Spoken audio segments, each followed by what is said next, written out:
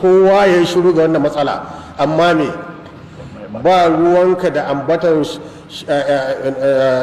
uwayen annabi suna wuta ko ba sa wuta, ba ruwanka. Amma abin da yake akwai ruwanka shine kada ka yi musu istighfari, kada ka yi musu addu'a, wannan wajibi ne. Wanda ya yi musu kuma in limami ne ba a sallah tare da shi domin mushriki ne. babin shirk wasa ne. أعوذ بالله من الشيطان الرجيم بسم الله الرحمن الرحيم. Sunana Abdullahi Muhammad Labbo wanda aka fi sani da Ana Bugu Comedian.